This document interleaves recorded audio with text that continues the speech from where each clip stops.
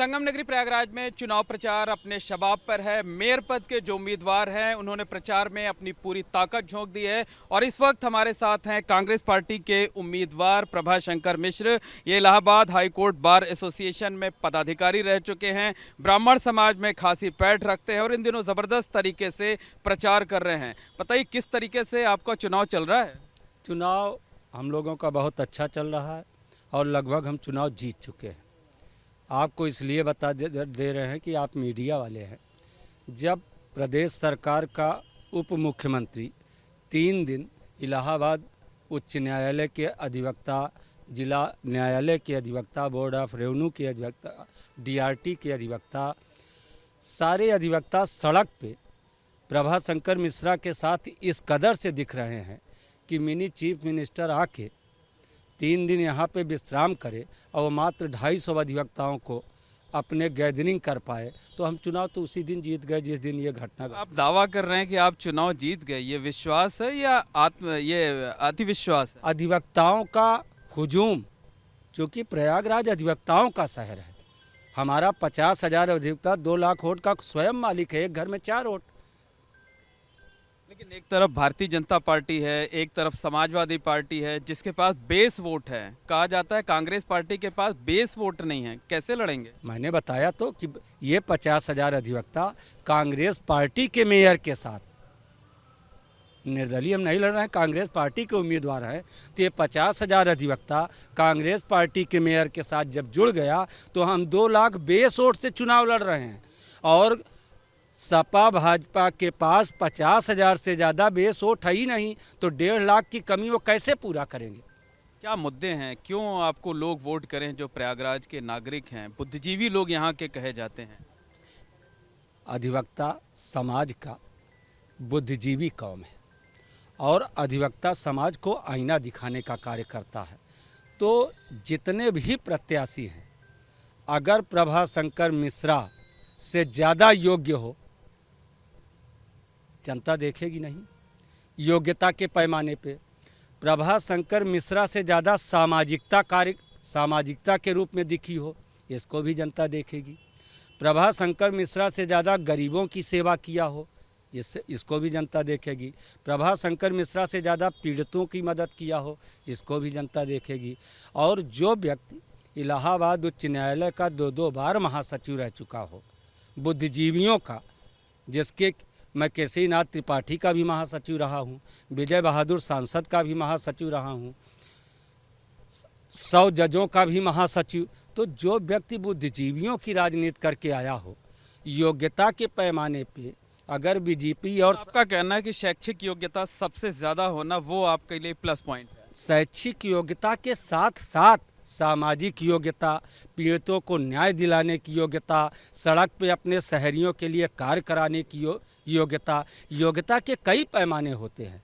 केवल शैक्षिक योग्यता से ही मेयर आप मत चुनिए, उसको दिखना भी चाहिए, युवाओं का आकर्षण। अच्छा, आपके बारे में चर्चा ये है कि जो माइनॉरिटीज़ वोट बैंक है उस पर आप ज़्यादा फोकस कर रहे हैं। लगता है कि जो माइनॉरिटी है वो कमिटेड माना जाता है समाजवादी पार्टी के साथ, तो वो समाजवादी पार्टी छोड़ करके वो प्रभाशंकर मिश्र के साथ आएगा?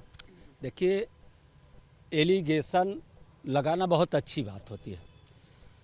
माइनॉरिटी अधिवक्ता एक धर्मनिरपेक्ष कौम है। मैं इलाहाबाद उच्च न्यायालय की राजनीति में 1 बार एडमिन सेक्रेटरी, 3 बार चीफ होत कमिश्नर, 2 बार जनरल सेक्रेटरी। तो जो व्यक्ति धर्म, उसमें माइनॉरिटी भी आती है, उसमें ब्राह्मण भी आता है, यादव भी आता है, एससी भी, सारी जातियों का समावेश है। तो जो आदमी इतना लोकप्रिय हो कि उसको सारी जातियों का, इस मेयर के ही इलेक्शन में 50,000 अधिवक्ता में मात्र 250 सरकारी अधिवक्ता, चीफ मिनिस्टर के लालच देने के बाद वो अपने बिरादरी के ही अधिवक्ता क्यों नहीं बुला लिए? क्योंकि मैं अधिवक्ताओं का लोकप्रिय नेता हूँ, तो हमारे साथ जातिगत समीकरण नहीं चलता है। वो चाहे जिस कौम का हो, वो प्रभा के लिए है तो है। लड़ाई अपनी किससे मानते हैं, बीजेपी से या समाजवादी पार्टी से? हमारी लड़ाई शायद किसी से नहीं। क्यों? क्योंकि chief minister, mini chief minister 3 दिन रुके। आपने देखा कि एक कैबिनेट मिनिस्टर खुल के बगावत आई और दिल्ली भाग गए। जब 2 कैबिनेट मिनिस्टर आपस में लड़ रहे हैं तो विधायकों का क्या हश्र होगा, खेमा बनेगा। तो जहाँ पे बगावत की बू आ रही हो, सपा क्या कैंडिडेट हैं वो जनता से पूछिए, लोग जान ही नहीं पा रहे हैं कि कोई लड़ भी रहा है। तो जो फूट की बात आप कर रहे हैं बीजेपी में बड़े नेताओं में, उसका फायदा आपको मिलेगा? स्वाभाविक है, दुश्मन का दोस्त मित्र होता है, ये तो जनता जानती है। तो सारे सियासी दांव पेच आप खेल लेना चाहते हैं? अब ये सब अधिवक्ताओं की ताकत का सवाल है, क्योंकि जब उप मुख्यमंत्री अधिवक्ताओं को नहीं खरीद पाया तो ये जनता में मैसेज गया कि अधिवक्ता बहुत मजबूत कौम है, क्योंकि अधिवक्ता स्वाभिमानी कौम होता है, उसे कोई खरीद नहीं सकता। आप कह रहे हैं कि जातिवादी बात आप नहीं करते, लेकिन अपनी कम्युनिटी में आप जाते हैं तो फिर वो फोकस करके बताते हैं। प्रभाशंकर मिश्रा आए हैं, पंडित जी आए हुए हैं, ऐसा आपके लोग कहते हैं? नेवर, कभी नहीं। मैं विकास दुबे का मुद्दा उठाया था, उस समय मैं राजनीति नहीं कर रहा था, इसलिए उठाया था फेक इनकाउंटर, पुलिस अभिरक्षा में किसी का भी मर्डर, यह सरकार की जिम्मेदारी है। और सरकार की जिम्मेदारी का मतलब होता है कि उसकी नैतिकता है कि अगर इस तरह की घटना घटे तो सरकार को यह जिम्मेदारी अपने ऊपर लेनी चाहिए। खुशी दुबे के भी आप वकील? अभ्यास ऋचा दुबे का भी मैं वकील था। हम हर पीड़ित के वकील हैं, क्योंकि जो आप बार बार माइनॉरिटी पे आ रहे हैं, माइनॉरिटी के जितने भी पीड़ित सबका मैं वकील रहा हूं। अब ये हो सकता है कि कभी मैंने उप मुख्यमंत्री की भी वकालत किया हो सकता है, ये उनसे पूछिएगा तो बताएंगे। आप कह रहे हैं पुलिस कस्टडी में हत्या ठीक नहीं है, तो पुलिस कस्टडी में ही तो प्रयागराज में भी कांड हुआ है, अतीक और अशरफ मारे गए हैं। मैंने आपको बताया था कि उप मुख्यमंत्री से पूछिएगा कि क्या मैंने उनका वकालतनामा लगाया था, ये पूछ लीजिएगा, मैं तो मीडिया से कह रहा हूँ। नहीं, अभी तो प्रयागराज में भी एक पुलिस कस्टडी में हत्याएं हुई है ना, दो बड़ी हत्याएं हुई। मैंने आपको बताया नहीं कि पुलिस कस्टडी में हत्या होना ये कानून का गला घोटना है, लोकतंत्र की हत्या है। मैं बोल तो रहा हूँ आपको। ये भी आपका चुनावी मुद्दा है? बिल्कुल मुद्दा रहेगा, और जनता जानती है, क्योंकि कई ऐसे कांड हो चुके जिसपे जनता सरकार का लॉ एंड ऑर्डर फेल्योर है। अच्छा, जो आम वोटर है वो क्यों आपको वोट करे, क्या करेंगे उसके लिए? आप कुछ सोच रखा है आपने? जाते हैं तो क्या कहते हैं कि हमें क्यों वोट करिए आप? देखिए, युवा चूँकि जितने भी कैंडिडेचर है उसमें मैं युवा में भी सबसे सही अनुपात में ठहरूंगा। युवाओं का जो आकर्षण है वो प्रभाशंकर मिश्रा है। चूँकि युवाओं के लिए मैं लोकप्रिय हूँ, तो मैं इस प्रयागराज शहर युवाओं का हब बनाना चाहता हूँ। जैसे इलाहाबाद विश्वविद्यालय कंपटीशन का हब है, इसी तरह से क्रीड़ा क्षेत्र में, गायन क्षेत्र में, कला क्षेत्र में, आजकल आपने देखा होगा जिम का बड़ा शौक युवाओं में। तो नगर निगम को नहीं चाहिए कि आप एक ऐसे जिम का निर्माण यहाँ करें कि जो इंडिया में तो मिले ही ना, अमेरिका में मिले, क्योंकि प्रयागराज हमारा संगम के लिए, किले के लिए इतना मशहूर चीज़ है। तो आप ऐसे हब का निर्माण करें कि युवा भागे ही ना और प्रयागराज शहर में ही रहे, और ये कार्य मेयर का है।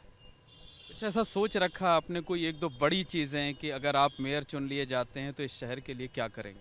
पहले मैं अधिवक्ताओं के लिए नगर निगम में जब मेरा अधिवक्ता जाएगा तो वहाँ एक से उसकी अलग व्यवस्था होगी, क्योंकि अधिवक्ता बहुत मेहनती कौम है, उसको सम्मान चाहिए।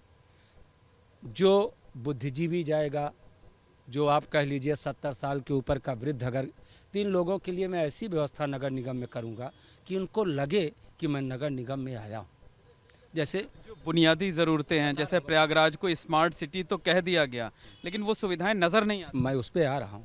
जैसे स्मार्ट सिटी का आप इलाहाबाद उच्च न्यायालय चले जाइए, वहाँ हनुमान मंदिर टूटी हुई है, और आज 2 साल से टूटी हुई है।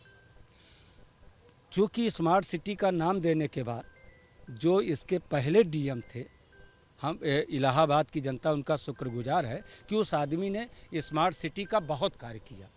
लेकिन जब से ये डीएम आए हैं, शायद एक कार्य नहीं दिख रहा है जनता को। अगर इस गति से स्मार्ट सिटी बनेगी तो लगता है कि ये पीढ़ी नहीं देख पाएगी।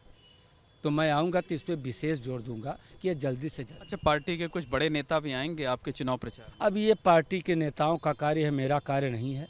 मैं अभी अपनी टीम और अधिवक्ताओं के दम पे चुनाव लड़ रहा हूँ, क्योंकि हमारी इतनी संख्या है कि हम लोग अपने आप में ही पर्याप्त रहते हैं। दावा भी कर रहे हैं। दावा ही नहीं, 100% जीत सुनिश्चित है। यह जनता का प्यार देख के मैं बता रहा हूँ। लोगों को कार्यकर्ता बुलाना पड़ रहा है और हमारे पास जनता का इतना प्यार है कि मैं जाता हूं तो जनता की भीड़ उमड़ रही है।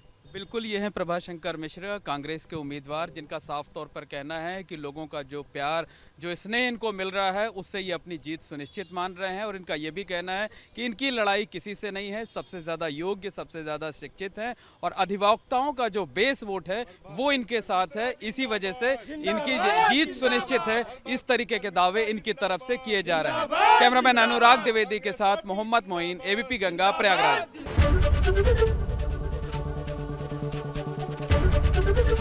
एबीपी गंगा, खबर आपकी, जुबान आपकी।